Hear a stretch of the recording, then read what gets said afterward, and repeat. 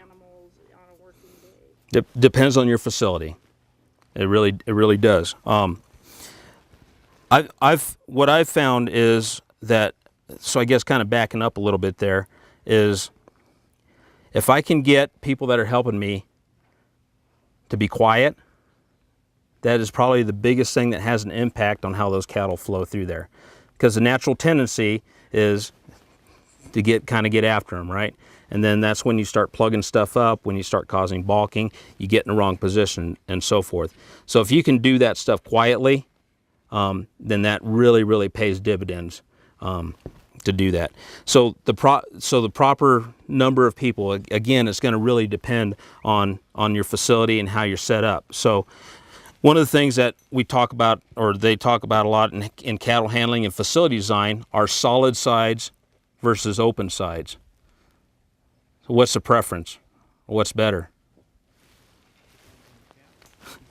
Depends on the cows, depends on your facility, right? So what are the advantages of a solid side? They can't see you, right? And so you can eliminate a lot of those distractions and a lot of that pressure, right? You know, and there's some wild cattle that the solid sides are a lot safer, right? You know, and also they can't get their leg kind of hung through theirs, you know, or do something like that. So there's certainly some advantages to solid sides. What are the advantages of an open side?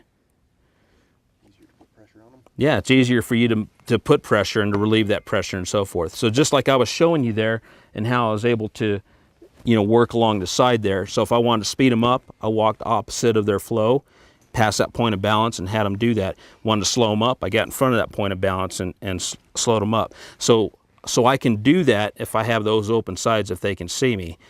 Again, depends on your situation, the type of cattle you have, which one is going to be more effective for you. Partially sheeted sides also work, but where you can get that visual. So if you think about, you know, in a solid sided deal with a catwalk, where's your position in relation to their natural head position? You're above them, right? So you're causing them to look up if they want to pay attention to you. And so that's counterintuitive to moving forward, because if they can't see what's moving forward. So again, you can make those work, and you've got to figure out how to handle those in those different types of situations and so forth. But again, it's neither one's better or worse or whatever. It's just there's just different ways that you have to think about how you apply and relieve that pressure depending on your system. One of the things we talk about in facility design is there a perfect facility design? Probably not. I think every facility I've worked in, there's little things that you can improve here and there, but you've got to figure out how to adapt your skill at handling livestock to fit to make the proper flow, and that's something you got to just kind of play with. You know, I told you that, you know, I like to you know, run those heifers through and you know, run cattle through there. You know, I can do that because I'm usually working alone, you know, and I'm dealing with maybe 50 heifers at a time or 40 heifers at a time. If we've got a day on a big ranch and we've got to palpate 1,000 cows, you're not going to run those 1,000 cows through there once just to get them used to that flow. I mean, that's just the reality of the situation. You know, so again, you have to take what I'm saying, you know, and adjust it to what works in your facility. The other thing that's common with the bud box too is, if we didn't have this tree here, you could also, you're loading out of here. You can load out of a bud box. So using those same principles, close this gate, and I would apply my pressure from right here to feed them up into that alley to load out there too. So that's another thing. If you're building a new design or something like that, you can take advantage of the same bud box and use it for two purposes. So even though closing that gate, these WW panels are real nice, these bow gates are real nice because they've got a slam latch on them, you know, so I don't have to monkey around with the chain or doing something like that. I can get in position fast enough to be in the right place at the right time. You know, so again, that's another thing to consider. The only other thing with a bud box design that they recommend is that this gate is solid or sheeted here. Anybody think of why that would be? Like them go down that alley. Right. You can't see through that gate. they can't see through that gate, that's a natural stop and causes them to turn. The other thing too is we talked about drawing pressure. I'm storing my cattle back there. There's some draw for them to want to go back with those other cattle. So if they can't see them, then that will help to influence them to do that. You know, one of the things that, you know, if you have a facility and you want to try some of that stuff, you know, use some tarps or some cardboard or something and just see if that helps that flow by covering up certain areas, you know, before you invest in metal sheeting or doing something like that. So any questions about a bud box or how a bud box works? Very good. So part of your quiz is, part of your test is, for those of you who want to come in, want to try moving around these cattle, and then get a couple of you to put them through the bud box. So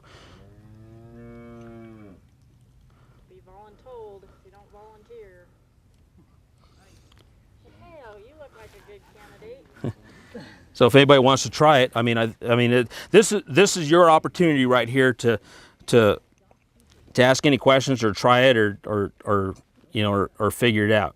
You know, again, because you know, I certainly, like I told you at the beginning, I'm certainly not an expert in this. I'm still learning like everybody else and have fun doing it. So.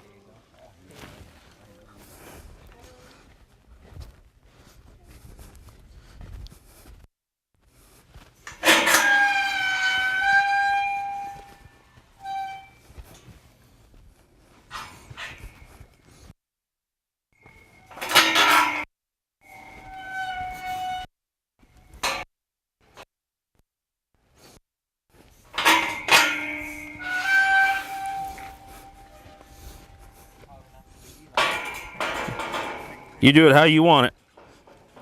You guys do it how you want to do it. So kind of talk through what you're doing. Okay. So going through the back right here. A little bit forward.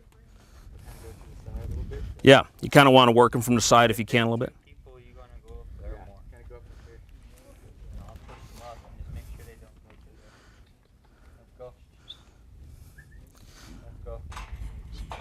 So now these heifers are a little sticky, so you probably have to put a little more pressure on them. So don't feel bad about putting a little pressure on them.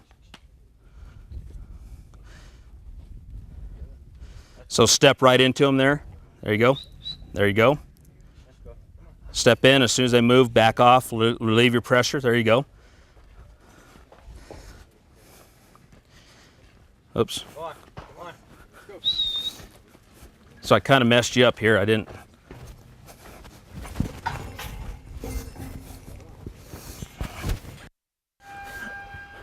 So I'm going to go and, you guys want to come around here and do like 4 or 5 at a time? Sure. So go ahead and close your gate back there.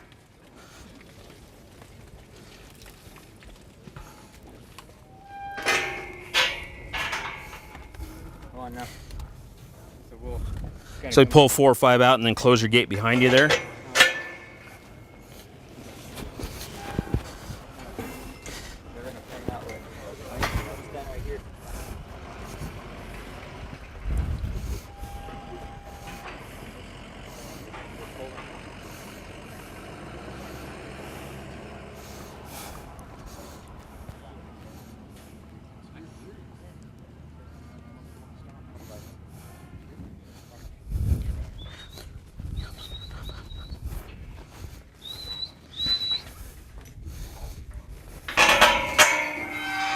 Kind of help you get them out of the corner there.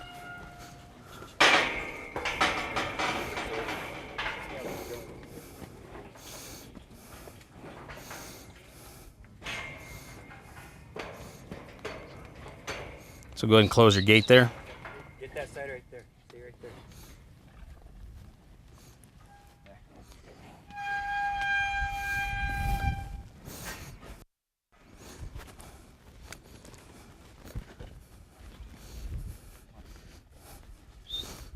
So talk through why you're doing what you're doing.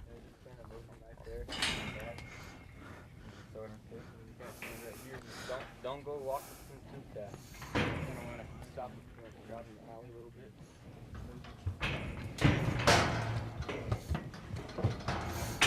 bit. Good job, guys. I'll move that other set through there. What I was talking to T-Lock, because when I was pushing them, when it was in the bucket, right? Yeah. And we call it the snake. Right. We call it the snake. So we would do like 4 or 5 in the gate and everything, and I'll load them up. But you would just stand right there, right? But these cows are fresh. Right. So I would just go on like literally on the side of them. Right. Is that better too? Yeah. Oh yeah. You kind of got to figure out what works for you. You know, what kind of pressure you need to put on them. So, like I said, these are pretty sticky. Heck yeah. Shoot. He's got them trained good. Go on in there. Yeah, so that's what would fresh cows right there. So right. You have to close that gate right there. There you go.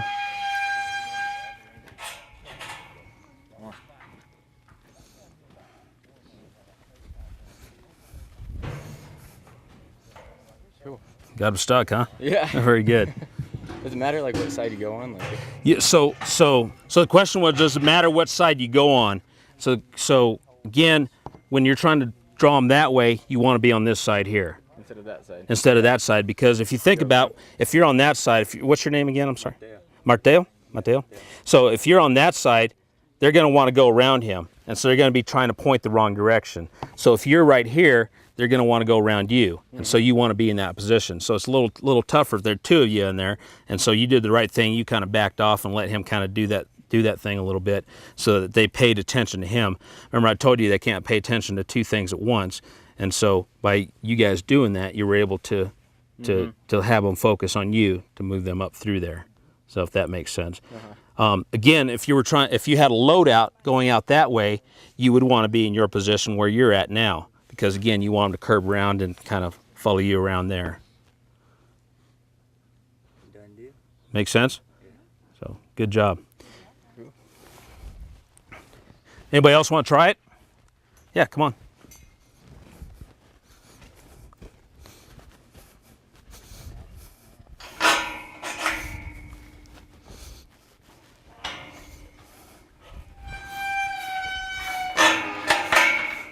So we'll go through here, we'll check to make sure our gates are set right. Oh, I was wondering why you weren't swinging it that way. That gate won't open that way. Correct, yeah. It is because of this deal right there. All right, set. Yeah, to go. so then you'll close them in here, Right. and then you cut off your 4 or 5 to do I'm that. actually going to let her do most of it. Yeah, perfect. All right, so talk us through it. What are we going to do, squirrel? All going the same way. And so these you're going to probably have to put a little more on just because. So. Yeah, I tried to explain that to her. Like, every cow's different, every situation's different. You got to judge it on how the cows are acting. Go ahead and put some pressure on them, hon. So one of the strategies, instead of just getting right behind them, is to go back and forth across them. So that way you kind of go in and out of their pressure zone.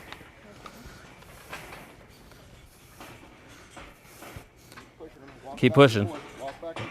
So go back and forth along them.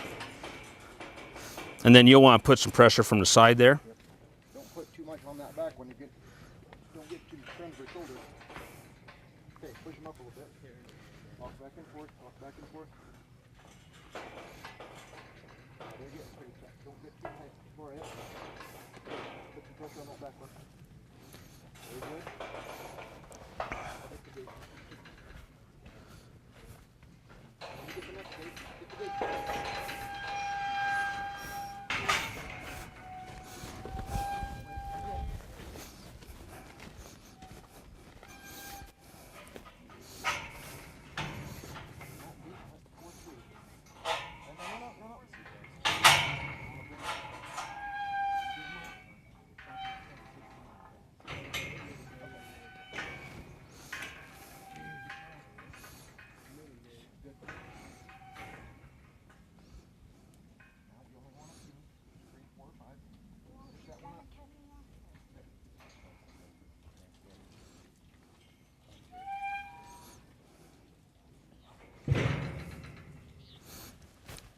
I'll move them out of that corner for you.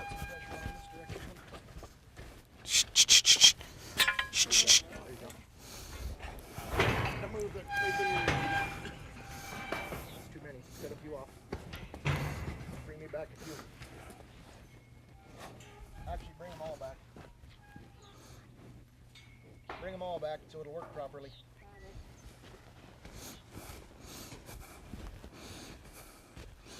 Back next time, you're going to want to be on the other side. Okay? You want to be on that side. Okay. Now. No. No, come over here. Want me to bring them back?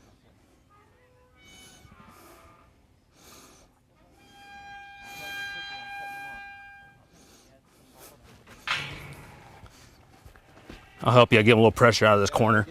Yep. Come on, girls. There you go. Shh, shh. There you go. That'll work. That'll work. So when you close that gate, open this gate. Now go around this side. Yep. Perfect. And so now you can apply a little more pressure to speed them up there or slow them up. Kind of go in and out of their zone there.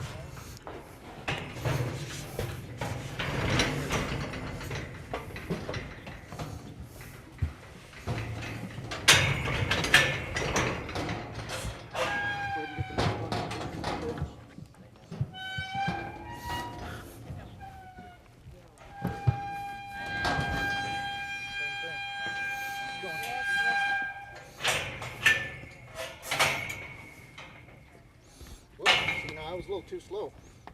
They were already.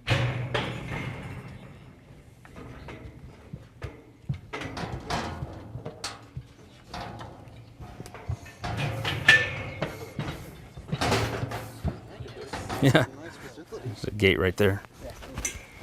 Maybe. Good job, guys.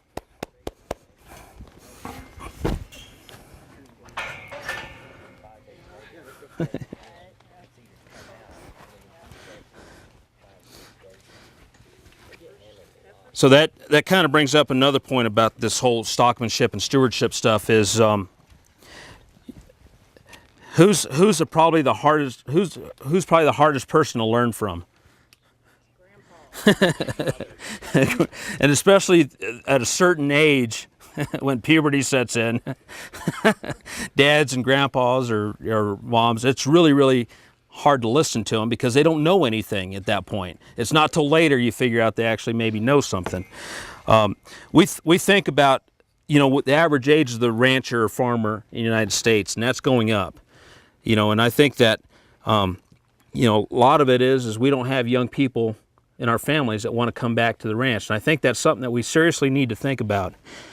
Those of you that grew up ranching and in ranching families, what are the most stressful days on a ranch?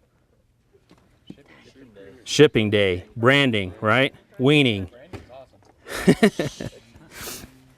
But you think about what those are the really stressful times when you're working cattle, right?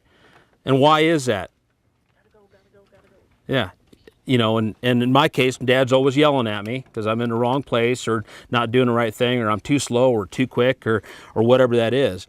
And so I think, when we think about this low stress cattle handling or the stockmanship, one of the things we need to think about is that the people we're working with, we need to work with them and be considerate of that, because one of the reasons I think some young people don't want to come back to the ranch is because of some of those negative experiences that they've had in doing that. And I know that's certainly not the biggest reason. I mean, economics and finances. I mean, like my son, for example, is going to make a lot more money working for Purina than he would chasing cows with me. But I think one of the things that we need to think about is that a lot of times we are working with our families or the people that we love.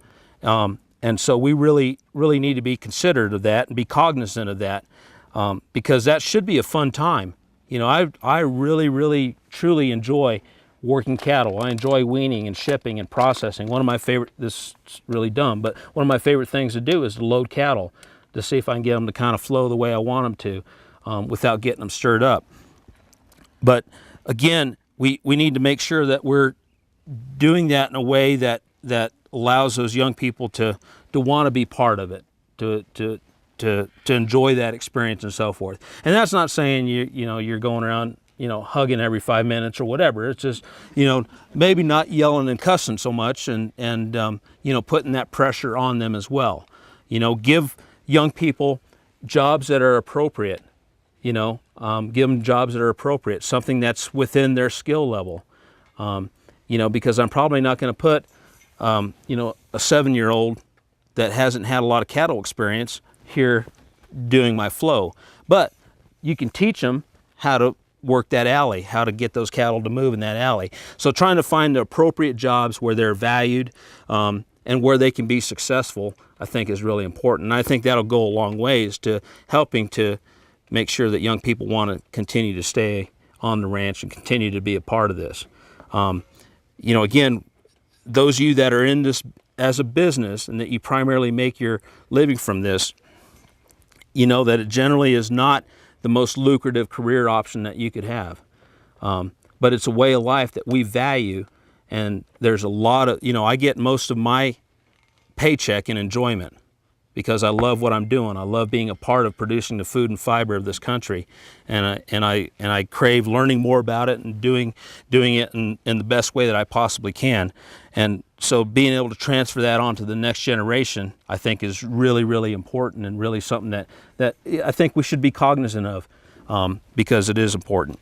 The other thing I wanted to talk about was kind of loading. And one of kind of my light bulbs that, I can't remember where I heard it, but in loading cattle, that's where a lot of your injuries or a lot of your stress happens on a ranch, loading